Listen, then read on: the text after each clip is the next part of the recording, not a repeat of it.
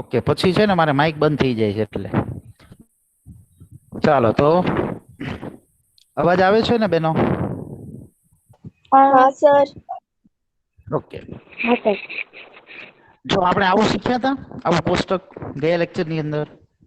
હા સર. બરાબર, તો એની અંદર આપણે ઓકે યાદ આવી ગયું ને. જો આપણે જે છે ને આ અકારાંત પુલ્લિંગ, તો અકારાંત પુલ્લિંગ કોને કહેવાય એ આપણે શીખ્યા હતા. આપણે અકારાંત કોને કહીએ તો કે જે શબ્દની પાછળ બરાબર જે સ્વરનું ઉચ્ચારણ થતું હોય એ સ્વર એટલે એનો અકારાંત. બરાબર ને? અ નીકળતો હોય તો અકારાંત, આ નીકળતો હોય તો આકારાંત, ઈ નીકળતો હોય તો ઈકારાંત. બરાબર, એ આપણે શીખી ગયા. કેવી રીતે ઓળખાવાનું કે ભાઈ પુલ્લિંગ, અહીંયા તમે કોઈ પણ શબ્દ, રામ શબ્દ જે છે એની જગ્યાએ કોઈ પણ અકારાંત વાળો શબ્દ મૂકી શકો છો. વિભક્તિ એની એ જ રે, પણ શબ્દ બદલાતા રહે. બરાબર, આપણે કીધું હતું કે અહીંયા નૃપ મૂકો તો નૃપ હ થઈ જાય, નૃપ મૂકો તો નૃપવ થઈ જાય, નૃપ મૂકો તો નૃપા હા થઈ જાય. બરાબર, ગમે એ શબ્દ જે છે, પણ શરત એટલી છે કે એ શબ્દ કેવો હોવો જોઈએ? અકારાંત પુલ્લિંગ હોવો જોઈએ, તો જ આની અંદર કામ કરે.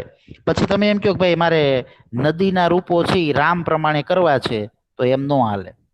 બરાબર, નદીના રૂપો તમારે ઈકારાંત વાળું જે કોષ્ટક આપણને આપેલું હોય ને ઉદાહરણ તરીકે, એની સાથે જ તમે કરી શકો મેચ.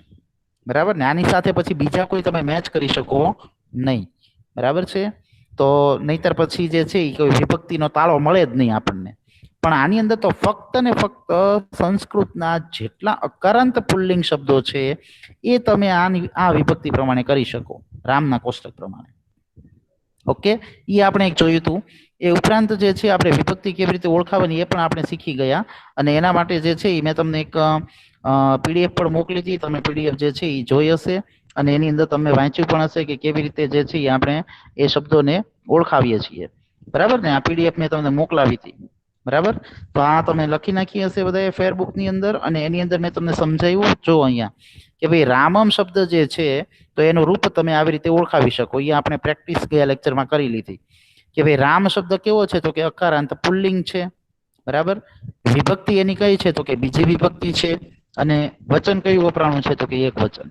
એટલે અકારાંત પુલ્લિંગ દ્વિતીય વિભક્તિ જ્યારે જે છે એ અહીંયા મ પ્રત્યે લાગેલો હોય, અકારાંત પુલ્લિંગ શબ્દને મ લાગેલું હોય ત્યારે હંમેશા દ્વિતીય વિભક્તિ એક વચન જ થાય.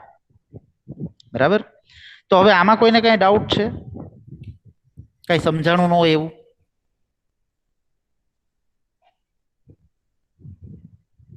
નો સર. ઓકે, ચાલો તો આગળ વધીએ. હવે જો મેં તમને કીધું હતું ગયા લેક્ચરની અંદર કે એક બે તમને એવા પણ ઉદાહરણ આપીશ કે પ્રશ્ન ફેરવીને પૂછાય. જો ઉપરનું જે આપણે જોયું ને એ શબ્દ ઉપરથી આપણે રૂપ બનાવ્યું. હવે આ નીચેનું છે ને એ કેવું છે? રૂપ ઉપરથી આપણે શબ્દ ગોતવાનું. બરાબર, રૂપ ઉપરથી શબ્દ ગોતવાનું. તો રૂપ આપણને ઓલરેડી આપી દીધેલું છે. કયું છે તો કે અકારાંત પુલ્લિંગ, દ્વિતીય વિભક્તિ અને બહુવચન. તો આપણે કોષ્ટકમાં જવાનું. ભાઈ અકારાંત પુલ્લિંગ દ્વિતીય વિભક્તિ બહુવચન એટલે કયું આવે? તો કોષ્ટકમાં આપણે જોવાનું. તો કોષ્ટક આને અકારાંત પુલ્લિંગ લાગુ પડે છે એટલે આપણે અકારાંત પુલ્લિંગ ના જ કોષ્ટકમાં જવાનું. બરાબર, તો આપણને કીધું અકારાંત પુલ્લિંગ બરાબર દ્વિતીય વિભક્તિ બહુવચન, એવું આપણને કીધું છે. તો આપણે પેલા અકારાંત પુલ્લિંગ નું કોષ્ટક યાદ કરશું, કારણ કે પરીક્ષાની અંદર તો આપણી પાસે હશે નહીં. બરાબર, પછી દ્વિતીય વિભક્તિ જોવાનું. પછી એની અંદર આપણને કયું કીધું છે? ભાઈ એક વચન કીધું છે કે બહુવચન કીધું છે? તો આપણને જે કીધેલું હોય બરાબર ને એ જે છે એ જ તમારે આઈડેન્ટિફાઈ કરવાનું, એ જ તમારે ગોતવાનું.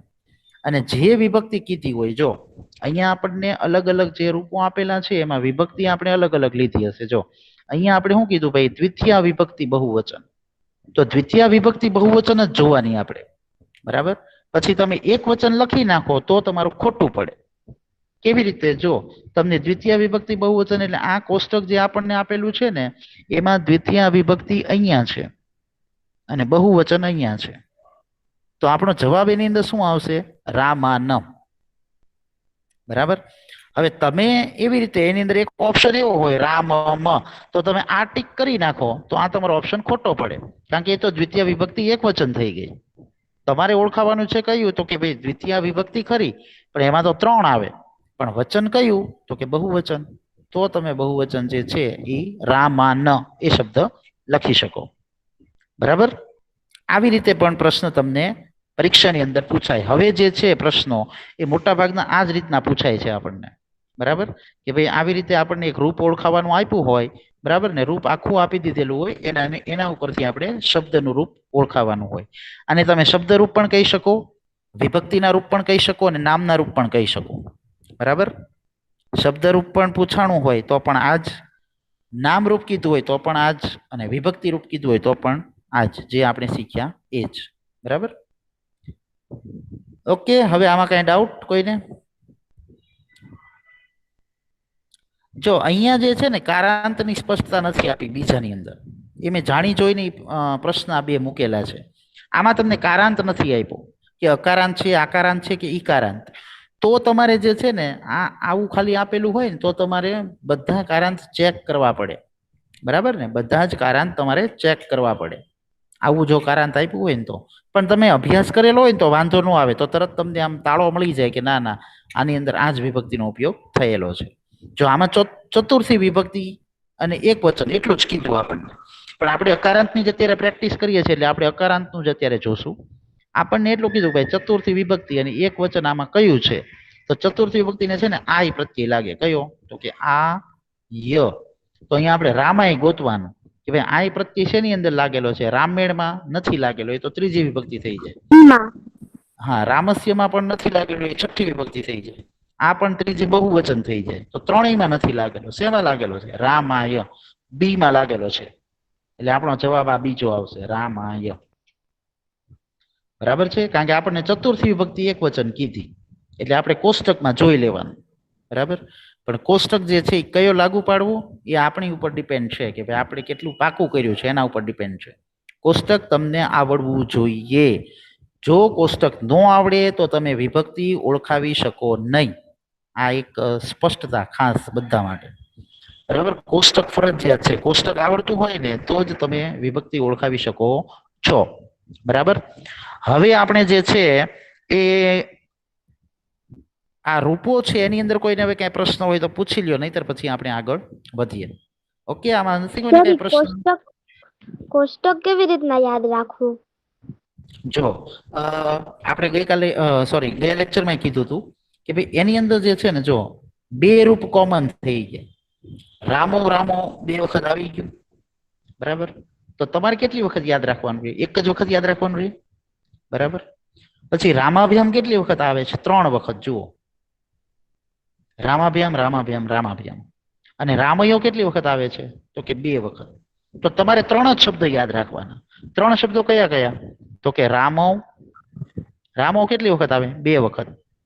રામાભ્યામ, રામાભ્યામ યાદ રાખી લો. તો અહીંયા કેટલી વખત લખવાનું? 3 વખત. અને રામયો કેટલી વખત આવે છે? તો કે ભાઈ 2 વખત. તો તમારે શબ્દ કેટલા યાદ રાખવાના રહ્યા? 3 જ. રામો, રામાભ્યામ અને રામયો.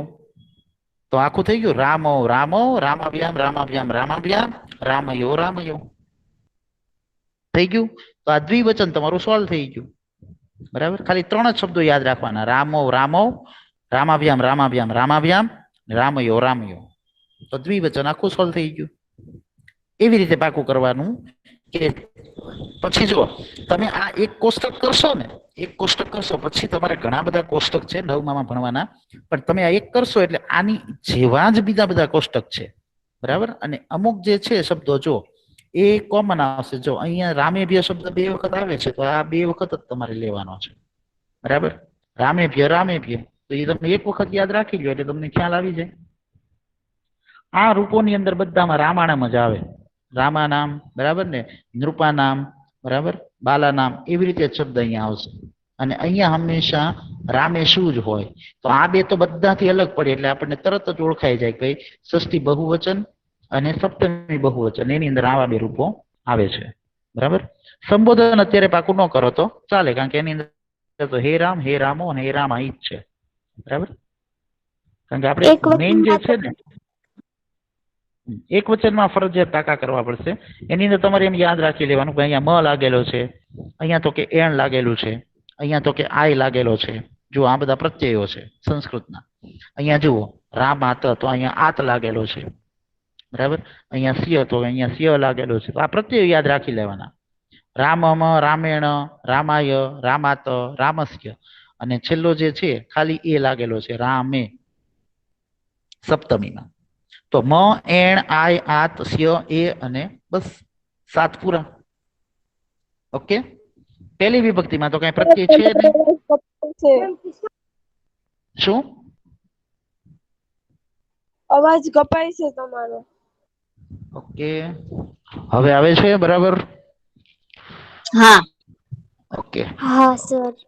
જો રામ એટલે પહેલી વિભક્તિમાં તો કઈ પ્રત્યય છે નહીં, એમાં તો વિસર્ગ છે એટલે પહેલું તો કઈ યાદ રાખવાનું જરૂર નથી. બીજાની અંદર એટલું યાદ રાખવાનું મ, એણ, આય, આત, સ્ય અને એ, બસ. બાકી આ તો તમારે વાંચવા પડશે બધા, બરાબર? બહુવચનના બધા થોડાક અલગ છે એટલે એ તમારે વાંચવા પડે. તો 2 કોષ્ટક તો સોલ્વ થઈ ગયા તમારે, એક વચનનું ને દ્વિવચનનું. બસ એવી રીતે કોષ્ટક યાદ રાખી નાખશો, લખશો એટલે આવડી જશે. અને ખાસ જે છે એ અમુક મેઇન જે આપણે શબ્દો રૂપો કરાવ્યા છે એ બધા રૂપો તમારે પાકા કરી નાખવાના રહેશે, બરાબર?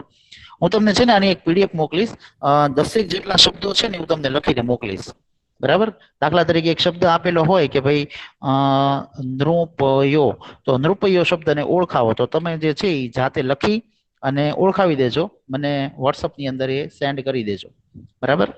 નૃપયો લખેલું છે તો નૃપયો જે છે એનું તમારે રૂપ ઓળખાવાનું, તો રામયો પ્રમાણે તમારે નૃપયોનું રૂપ ઓળખાવી દેવાનું, બરાબર? એવા તમને 10 શબ્દો હું મોકલાવીશ એટલે તમારે પ્રેક્ટિસ થઈ જાય, બરાબર? કોષ્ટક તમારી લઈને બેસી જવાનું, રામ વાળું કોષ્ટક, બરાબર?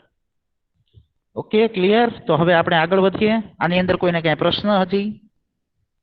નહીં. નહીં સર. ઓકે ઓકે, સરસ, ચાલો હવે આગળ વધીએ. આ જે છે એ સર્વનામ છે. સર્વનામ અત્યારે આપણે નથી જોતા, સર્વનામ પછી આપણે સમય રહેશે ત્યારે આપણે જોશું. અત્યારે આપણે ક્રિયાપદના રૂપો જોઈએ એટલે આપણે જે છે મેઇન 2 ટોપિક આપણા પૂરા થઈ જાય, બરાબર? કારણ કે આ તમારે પહેલા બીજા 2 સેમેસ્ટરની અંદર આવશે. ક્રિયાપદ, બરાબર? જુઓ ટોપિક નવો છે આપણે, ઉપરનો ટોપિક જે જોયો એ જો ફરી વખત બધાને કહી દઉં છું, હું આવતા લેક્ચરમાં પૂછું એટલે યાદ હોવું જોઈએ. આપણે શીખ્યા ને જે એ વિભક્તિ શીખ્યા. વિભક્તિ કેટલી હોય એ યાદ રાખવાનું, તો કે કુલ 8 વિભક્તિ, એમાં 8મી સંબોધન વિભક્તિ છે એટલે ટોટલ વિભક્તિ થાય 7, બરાબર? તો વિભક્તિને આપણે પ્રશ્નની અંદર આમ પણ પૂછાય, નામના રૂપો પણ એને કહી શકાય, બરાબર? એને આપણે વિભક્તિના રૂપો પણ કહી શકીએ અને એને આપણે શબ્દરૂપ પણ કહી શકીએ. આ ખાસ યાદ રાખવાનું, બરાબર? નામના રૂપો પણ કહેવાય, વિભક્તિના રૂપો પણ કહેવાય અને શબ્દ રૂપો પણ કહી શકાય છે. ઓકે, તો વિભક્તિના રૂપોના કોષ્ટક તમારે અલગ જ રાખવાના, એને તમારે ક્રિયાપદના રૂપ સાથે નથી જોડવાના, બરાબર? એ ખાસ યાદ રાખજો દરેક. તો આટલું સમજાઈ ગયું. હવે જો આગળ વધીએ. ક્રિયાપદ, આ આપણો ટોપિક છે ને નવો, એ ક્રિયાપદ છે, બરાબર? જે આપણે ક્રિયાપદ, તમને ખબર છે ક્રિયાપદ કોને કહીએ છીએ? અહીંયા શોર્ટ આપેલું છે કે જે પદમાં ક્રિયા થતી દર્શાવે તે પદ એટલે ક્રિયાપદ, બરાબર? જેમાં ક્રિયા થઈ હોય એ ક્રિયાપદ. ઓકે, હવે એમાં છે ને એ કઈ રીતનું હોય છે તમે સમજી લો. એક આપણે 8મો પાઠ ભણી ગયા, તો 8મા પાઠની અંદર એવું આવતું હતું, બરાબર? કે હું લખું છું, હું શાળાએ જાઉં છું, હું સવારે જાગું છું, હું ભોજન કરું છું, હું લેસન કરું છું, બરાબર? હું ટીવી જોઉં છું, હું રમત રમું છું. આવા બધા શબ્દો આવતા હતા અને આવી વાક્ય રચનાઓ આવતી. તો ત્યારે મેં તમને શીખવાડ્યું હતું, બરાબર? યાદ છે ને કે મી લાગેલું હોય ત્યારે હંમેશા સમજવાનું કે એ પ્રથમ પુરુષ એક વચનમાં જ હોય, બરાબર? કોઈ પણ શબ્દની પાછળ જ્યારે મી લાગેલું હોય છે ત્યારે હંમેશા એ પ્રથમ પુરુષ એક વચનની અંદર જ હોય છે. હવે અહીંયા તમને એક ઓલરેડી વાક્ય રચનાઓ આપેલી છે 3, એને આપણે થોડુંક સમજવાનો પ્રયત્ન કરીએ. અહમ નમામી, તો હું નમન કરું છું. હવે આની અંદર નમન કરું છું એમાં મી છે ને એ પ્રત્યય કહેવાશે. શબ્દની પાછળ લાગતો જે અક્ષર છે એને આપણે પ્રત્યય કહીશું. જે તે એ કાળનો પ્રત્યય છે. અહીંયા વર્તમાન કાળનો લાગ્યો છે કે ભાઈ હું નમન કરું છું એટલે નમન કરવાની ક્રિયા વર્તમાન કાળમાં થઈ, બરાબર? તો સ્વાભાવિક છે કે એને પ્રત્યય જે છે એ વર્તમાન કાળનો જ લાગે એટલે મી પ્રત્યય લાગ્યો. હવે મી પ્રત્યય કહીશું તો આગળને આપણે શું કહીશું? નમ. તો આ નમ જે છે ને એ મૂળ શબ્દ છે. નમ નું ખાલી એનું ગુજરાતી કરીએ તો નમન. ખાલી નમન. એટલે નમન કોણ કરે છે, ક્યારે કર્યા, મેં કર્યા, તમે કર્યા, સામૂહિક કર્યા, 2 જણે કર્યા કે 1 જણે કર્યા, એ કઈ સ્પષ્ટતા નથી. પણ નમ એટલે નમન થાય. બરાબર. નમ શબ્દ જે છે ને એને આપણે અહીંયા તમે શબ્દ રૂપ ક્યાંક જોશો કે ધાતુ એવો શબ્દ પણ આવશે. તો આને જે છે ને એ ધાતુ પણ કહેવાય અથવા શબ્દનું મૂળ રૂપ પણ કહેવાય.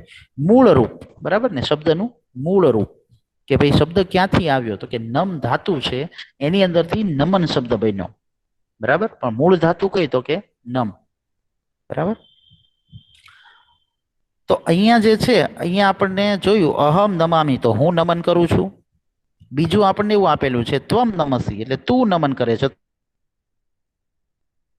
તો સી શા માટે લાગ્યો? તમને આઈડિયા આવ્યો? હવે સી શા માટે લાગ્યો?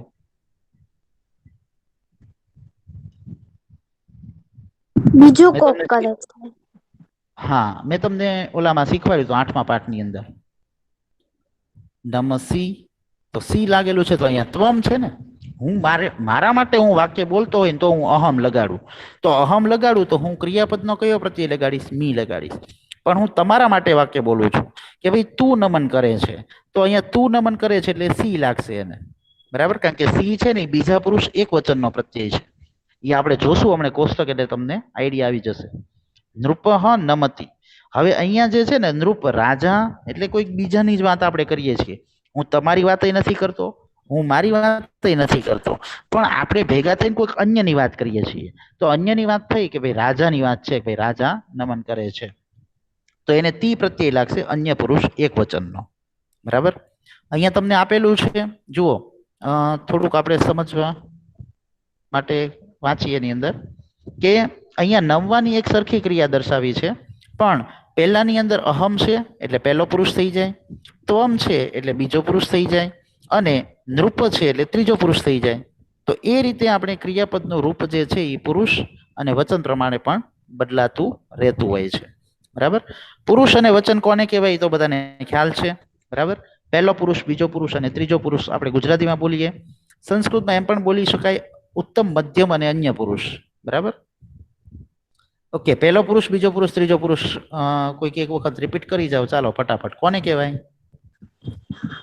મારી માટે યુઝ વાપરું ને તો પહેલો પુરુષ અને બીજાની માટે એટલે તમારી બધાની માટે વાપરું તો બીજો પુરુષ અને બીજા કો હાવ એટલે હાવ બીજા કોકની જ વાતો કરીને તો ત્રીજો પુરુષ. ઓકે, સરસ, વેરી ગુડ, ખૂબ સરસ. જો હું મારા માટે જે જે શબ્દ વાપરું છું કે ભાઈ હું લખું છું, બરાબર ને, તો એના માટે હંમેશા પહેલો પુરુષ એક વચન આવશે. બરાબર. પણ હવે હું એવું લખું છું કે ભાઈ અમે બધા સંસ્કૃત ભણીએ છીએ તો અમે બધા શબ્દ શેની અંદર આવશે? બીજા પુરુષ. પ્રથમ પુરુષ. હા, બરાબર છે. પ્રથમ પુરુષ બહુવચન થઈ જાય કારણ કે અહીંયા અમે બધા આવ્યું. બરાબર. હવે જો હું જ્યારે મારી વાત કરું છું તો પહેલો પુરુષ એક વચન થઈ જાય. હું જ્યારે એમ કહું અમે બંને સંસ્કૃત ભણીએ છીએ તો અમે બંને શબ્દ શેમાં આવશે? પહેલો પુરુષ શેમાં આવશે? નહીં, પ્રથમ પુરુષ દ્વિવચન. કારણ કે કોની વાત? પ્રથમ પુરુષ દ્વિવચનમાં આવશે. બરાબર. કારણ કે 2 જણાની વાત છે. હવે હું એમ કહું કે અમે બધા સંસ્કૃત ભણીએ છીએ તો અમે બધા એટલે પ્રથમ પુરુષ જ થશે. ખાસ યાદ રાખજો. બરાબર ને? હા, પણ આની અંદર શું થશે તો કે બહુવચન. કારણ કે ઘણા બધાની વાત છે કે અમે બધા સંસ્કૃત ભણીએ છીએ. પણ હું એમ જ્યારે કહું કે તમે બધા સંસ્કૃત ભણો છો તો તમે બધા ભણો છો એટલે એ તમે બધા શેમાં આવશે તો કે બીજો પુરુષમાં અને બહુવચનમાં. બીજો પુરુષ બહુવચન. ઓકે, સમજાય છે આટલું? હા સર. હું જો તારી વાત કરતો હોય કે તું સંસ્કૃત ભણે છે બરાબર. તો તું જે છે ને એટલે ઈ બીજો પુરુષ એક વચન થઈ જાય. હું એમ કહું તમે બંને સંસ્કૃત ભણો છો તો ઈ બીજો પુરુષ દ્વિવચન થઈ જાય. અને હું એમ કહું તમે બધા સંસ્કૃત ભણો છો તો એ બીજો પુરુષ બહુવચન થઈ જાય. બરાબર. એવી જ રીતે ત્રીજા પુરુષની અંદર પણ ત્રીજા પુરુષમાં જેમ આપણને સમજાય એ પ્રમાણે કે કોઈ અન્યની વાત છે કે કોઈ બીજું જે આપણી સાથે કનેક્ટેડ નથી, બરાબર ને, આપણી સાથે વાતચીત નથી, પણ આપણે એમ કહીએ છીએ કે ભાઈ રાજા સંસ્કૃત ભણે છે તો રાજાની વાત આપણે કીધી કે ભાઈ રાજા તો છે જ નહીં અહીંયા, તો રાજા એટલે કે અન્ય પુરુષ થઈ ગયો. બરાબર. તો એ વાત અલગ છે. બરાબર. ત્રીજા પુરુષની. તો અહીંયા જે છે એ આપણે ત્રણ પુરુષ સમજ્યા અને વચન શીખ્યા.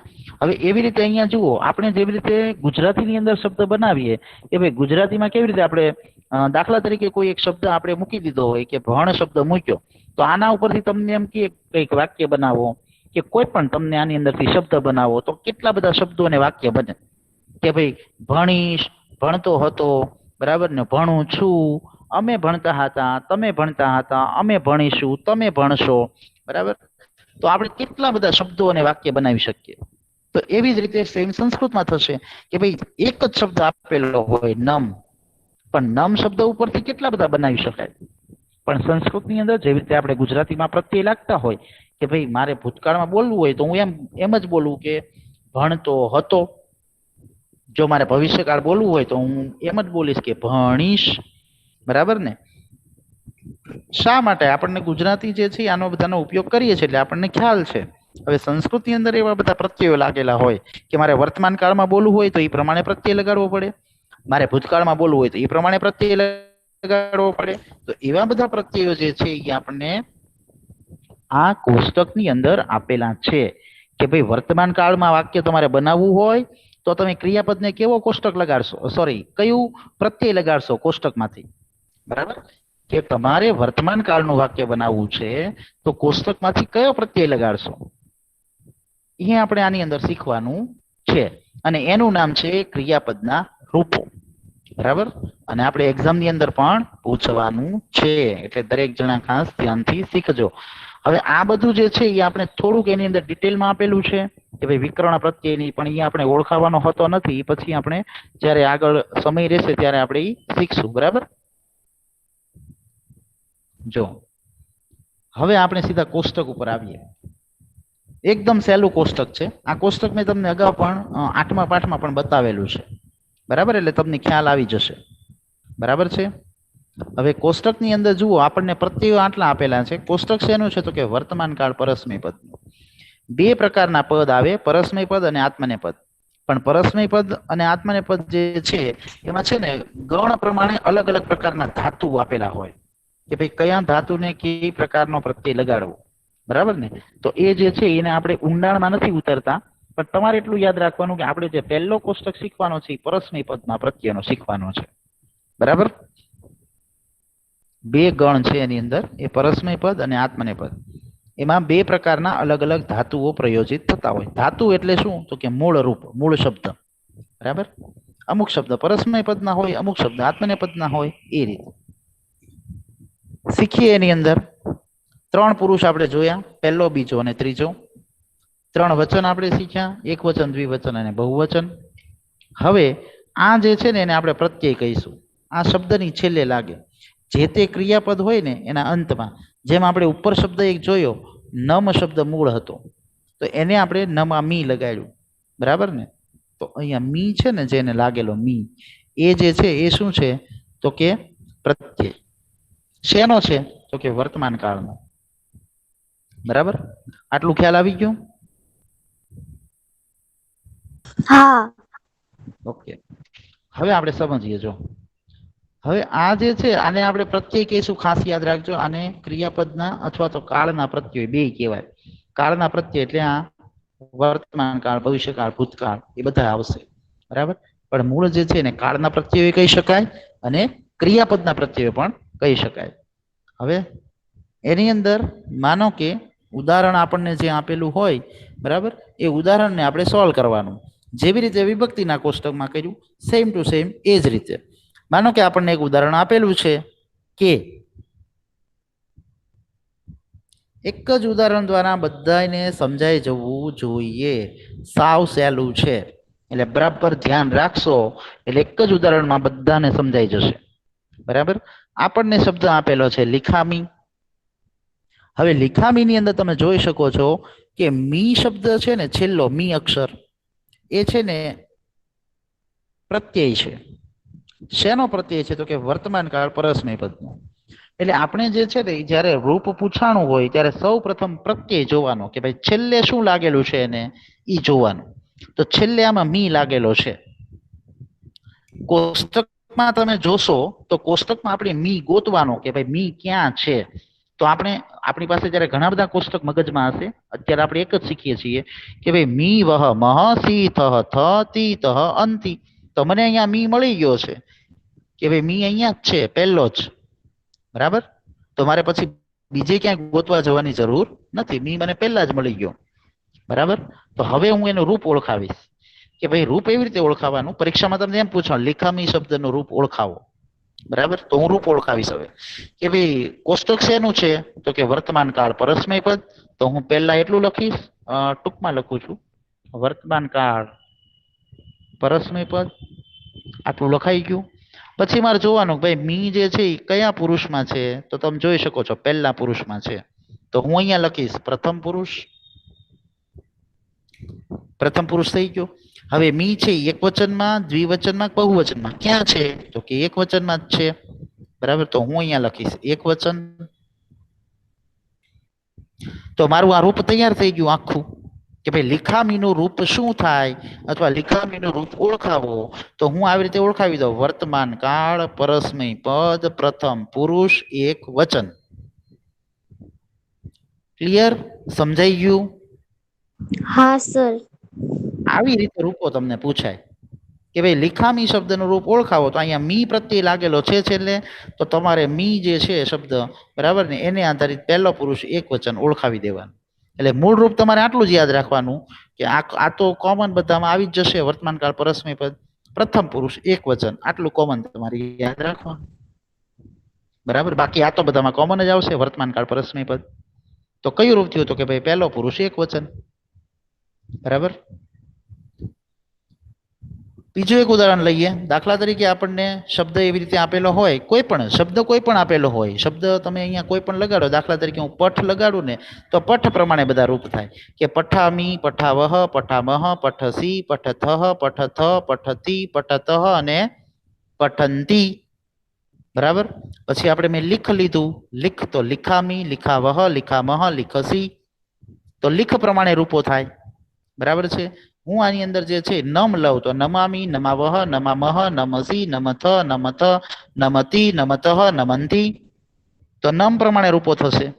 બરાબર. પણ પ્રત્યય તો બધા એના એ જ રહેશે. વર્તમાન કાળ પરસ્મય પદનું આપણે લેવું હોય તો આ જ પ્રત્યય રે વર્તમાન કાળ પરસ્મય પદ. આમાં કોઈ ચેન્જીસ થશે નહીં. તમે શબ્દ બદલાવી શકો કોઈ પણ. બરાબર. ક્રિયાપદ જે મૂળ ધાતુ છે એ તમે બદલાવી શકો, પણ શબ્દ પ્રત્યય આના જ રહે વર્તમાન કાળના. બરાબર. હવે માનો કે આપણે બીજું ઉદાહરણ લઈએ કે ભાઈ એવી રીતે આપણને શબ્દ આપેલો હોય કે પઠંતી. તો પઠંતી આપેલું છે તો પઠંતી, તો અંતિ લાગેલું છે. જુઓ પાછો પઠંતી. તો અંતિ ક્યાં છે? ઓકે. ત્રીજા પુરુષમાં બહુવચન. હા, સરસ, વેરી ગુડ, ખૂબ સરસ. હવે કોષ્ટક કયું છે? તો કે વર્તમાન કાળ પરસ્મય પદ. તો આનું આપણે રૂપ કેમ ઓળખાવશું? તો કે ભાઈ વર્તમાન કાળ પરસ્મય પદ છે. બરાબર. પછી વર્તમાન કાળ પરસ્મય પદ કરી, પણ એમાં કયો પુરુષ છે? તો કે ત્રીજો પુરુષ છે. તો એ તમે અહીંયા જોઈ શકો છો. બરાબર. તો વર્તમાન કાળ પરસ્મય પદ ત્રીજો પુરુષ અને વચન કયું છે? તો કે બહુવચન છે. બહુવચન. તો અહીંયા તમે શું લખશો? તો કે બહુવચન. વર્તમાન કાળ પરસ્મય પદ ત્રીજો પુરુષ બહુવચન. આ તમારું રૂપ થઈ. ઓકે. આટલું ક્લિયર બધાને? હવે આવડે ને બધાને? કોષ્ટક આપણી સામે હોય તો આવડે ને બધાને ઓળખાવતા?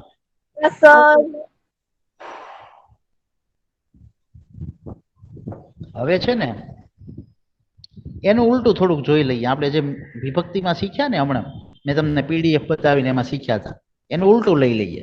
હવે આપણને માનો કે રૂપ ઓલરેડી આખું આપેલું હોય અને શબ્દ ઓળખાવાનું કે ભાઈ રૂપ ઉપરથી શબ્દ ઓળખાવો.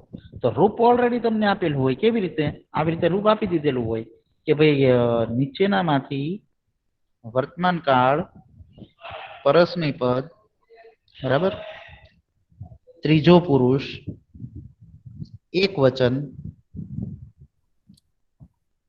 નું ક્રિયાપદ ઓળખાવો. બરાબર, વર્તમાન કાળ પરસ્મય પદ ત્રીજો પુરુષ એક વચન નું ક્રિયાપદ ઓળખાવો. એટલે ઓપ્શનમાં શું આપેલું હોય? શબ્દો આપેલા હોય, ક્રિયાપદ આપેલા હોય.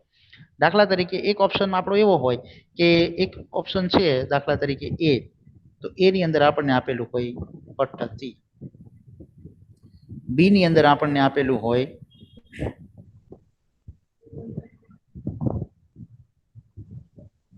લિખંતી, બરાબર, અને સી ની અંદર માનો કે આપણને આપેલું હોય લિખત. બરાબર, તો આપણો જવાબ શું આવશે? પઠતી. કોઈને ઓકે, પઠતી શા માટે આવશે? કારણ કે ત્રીજો પુરુષ છે અને હા. એક વચન. ઓકે, સરસ, વેરી ગુડ, ખૂબ સરસ. જો પ્રશ્ન આપણો આ થઈ ગયો કે ભાઈ વર્તમાન કાળ પરસ્મય પદ ત્રીજો પુરુષ એક વચન ઓળખાવો નીચેનામાંથી. તો આપણે જે છે એ સમજ્યા. તો એની અંદર તમે જુઓ છો કે ભાઈ અહીંયા અંતિ લાગેલું છે, તો અંતિ છે એ તો કેવો થઈ જશે? ત્રીજો પુરુષ બહુવચન થઈ જશે. તો આ આપણો જવાબ નહીં આવે. લિખત ની અંદર કેવું થશે? તો કે ભાઈ ત્રીજો પુરુષ દ્વિવચન થઈ જશે. તો આ પણ નહીં આવે. બરાબર, પણ તી ક્યાં છે? તો કે ત્રીજો પુરુષ એક વચનમાં. તો ત્રીજો પુરુષ એક વચન અહીંયા આપણને છે, તો આપણે સીધો તી ઉપર જ જોવાનું. તો તી જે છે એ આપણો જવાબ છે. આગળ કયું રૂપ લાગેલું છે એ મહત્વનું નથી, પાછળ તી લાગેલો છે તો કે હા. તો આપણે જે છે ને એ ત્રીજો પુરુષ એક વચન એ પઠતી, એટલે પઠતી આપણો જવાબ, કારણ કે એમાં તી લાગેલો છે. આ શું થયું? તો કે રૂપ ઉપરથી આપણે ક્રિયાપદ ઓળખાવ્યું. ઓલું આપણે શું કરતા હતા? ક્રિયાપદ ઉપરથી રૂપ આપણે જોતા હતા. એટલે બે આવી શકે, પણ મોટા ભાગે જે છે આપણે જે બીજી પ્રેક્ટિસ કરી એ વધારે આવે. બરાબર, એ હું તમને જે છે આના પણ થોડાક 5-10 શબ્દો મોકલી દઈશ, એ તમે પ્રેક્ટિસ કરજો. બરાબર, અને એ ફેરબુકમાં લખી નાખજો, મને સેન્ડ કરજો એટલે તમને ખ્યાલ આવી જશે. બરાબર, પણ મેં કીધું એ પ્રમાણે કે આ જે છે ને રૂપો એ વધારે પૂછે. જો તમને ખાલી એટલું પૂછી નાખે કે ભાઈ ખાલી મેં એટલું જ પૂછ્યું કે પ્રથમ પુરુષ બહુવચન ઓળખાવો નીચેનામાંથી. તો પ્રથમ પુરુષ બહુવચન કીધું, તમને ખબર પડી જવી જોઈએ કે ભાઈ પ્રથમ પુરુષ બહુવચન એટલે અહીંયા જ સીધું આવે. બરાબર ને? મહ. તો મહ વાળું રૂપ તમારે ઓળખાવાનું કે ભાઈ મહ ની અંદર કોઈ પણ આપેલું હોય કે પઠ્ઠા મહ આપેલું હોય તો આ પઠ્ઠામાં તમારો જવાબ. બરાબર છે? એવી રીતે લેવાનું. બરાબર, એટલે એ જે છે એ આપણને પરીક્ષાની અંદર વધારે રીતે પૂછાય છે. એટલે એ રીતે તમે ખાસ તૈયારી કરજો. હું તમને એ પણ સેન્ડ કરી દઈશ થોડા ઘણા ઉદાહરણો. એટલે ઈ સોલ્વ તમે કરજો. આ કોષ્ટક લઈને બેસજો, કોષ્ટક પણ હારવાર મૂકી દઈશ. એટલે કોષ્ટક લઈને બેસજો એટલે કોષ્ટકને આધારિત તમારે સોલ્વ કરવાનું. બરાબર, ચાલો હવે મને કયો તો કે બધાને સમજાઈ ગયું? કોષ્ટક તમારી સામે હોય, કોષ્ટક તમારી સામે હોય અને તમને ઓળખાવાનું કીધું હોય તો શબ્દ તમે ઓળખાવી શકો? હા કે ના? હા સર.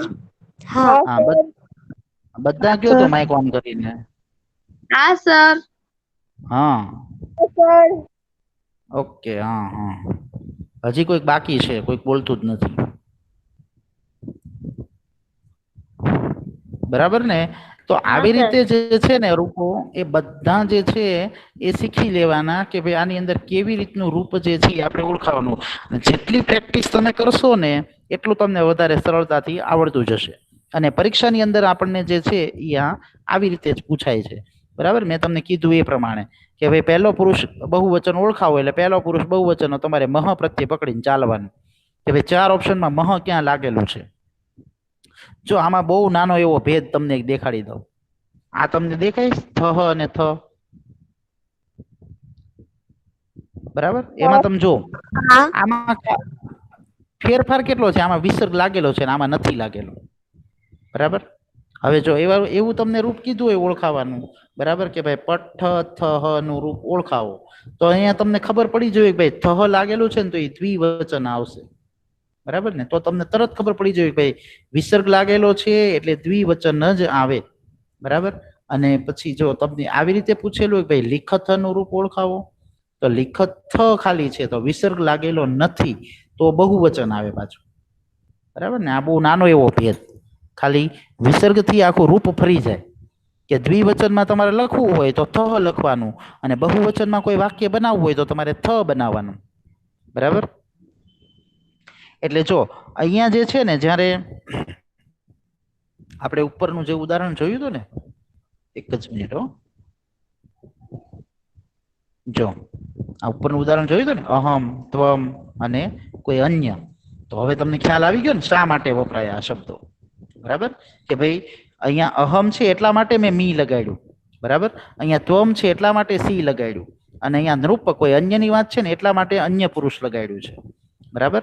હવે અહમની વાત હોય તો સ્વાભાવિક છે કે અહમ એટલે કે હું થાય તો એની અંદર હંમેશા મી જ લાગશે, એની અંદર હું સી લગાડીશ તો નહીં ચાલે. જો હું અહમ નમસી એવો શબ્દ લગાડીશ, બરાબર, આવી રીતે, તો મારું આ વાક્ય જે છે ને એ ખોટું પડશે. શા માટે? કારણ કે અહમ નમસી નો આવે, બરાબર ને? ત્વમ નમસી આવે. ત્વમ નમસી એટલે કે તું નમન કરે છે, બરાબર? અહમ હું નમન કરું છું એવું મારે લગાડવું હોય તો અહમ નમામી લગાડવું પડે મારે, બરાબર? આપણા કોષ્ટક મુજબ.